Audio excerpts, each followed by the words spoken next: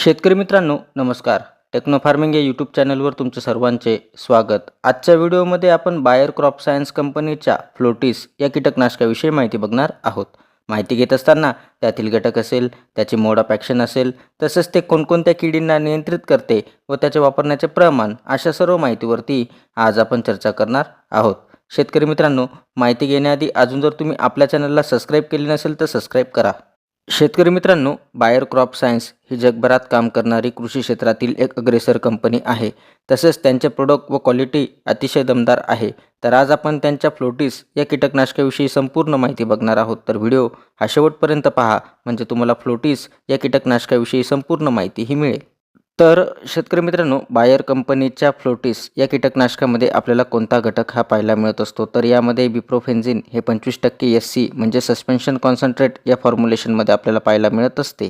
तसेच शेतकरी मित्रांनो, फ्लोटिस या कीटकनाशकाची आपण मोड ऑफ ॲक्शन जर बघितली तर हे कीटकांमधील कायटिन निर्मिती थांबवते. त्यामुळे त्यांची काट टाकण्याची क्रिया होत नाही व त्यांचा त्या ठिकाणी मृत्यू होतो. हे IGR म्हणजे इन्सेक्ट ग्रोथ रेग्युलेटर म्हणून काम करते, म्हणजे हे कीटकांच्या वाढीस त्या ठिकाणी प्रतिबंध करते, त्यामुळे त्यांचा मृत्यू होतो. तसेच शेतकरी मित्रांनो, फवारणी केल्यावरती आपल्याला काय फायदेही मिळत असतात, तर हे IRAC ग्रुप क्रमांक 16 मधील कीटकनाशक असल्याने हे आलटून पलटून वापरले तरी आपल्याला चालते.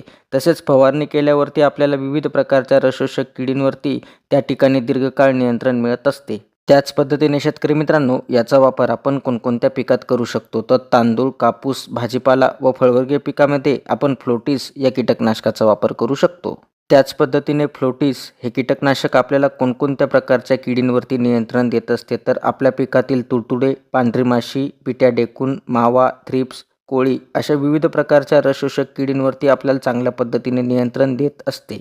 तसेच शेतकरी मित्रांनो, फ्लोटिस या कीटकनाशकाचे आपण प्रमाण काय घेऊ शकतो, जर आपल्याला एकरी वापर करायचा झाला तर एकरी आपण 400 मिली प्रति एकर याचा वापर आपण फवारणीसाठी करू शकतो. तसेच आपल्याला जर प्रति लिटर पाण्यासाठी वापर करायचा झाला तर प्रति लिटर पाण्यासाठी आपण 2 मिली प्रति लिटर पाण्यासाठी आपण फवारणीसाठी वापर करू शकतो. तसेच याची जर आपण रेनफास्टनेस बघितली तर रेनफास्टनेस ही 2 तासांची आहे, म्हणजे फवारणी केल्यावरती 2 तासात जरी पाऊस आला तरी आपल्याला विविध प्रकारच्या किडींवरती चांगल्या पद्धतीने नियंत्रण मिळून जात असते. तसेच शेतकरी मित्रांनो, हे एक चांगले ब्रॉड स्पेक्ट्रम कीटकनाशक असून याचा वापर आपण विविध प्रकारच्या रोगशोषक कीड नियंत्रणासाठी वापर करू शकतो. तरी कंपनी लेबल क्लेम सल्ल्यानुसार जर वापर केला तर त्या ठिकाणी नक्कीच आपल्याला चांगल्या पद्धतीने रिझल्ट त्या ठिकाणी मिळणार आहेत.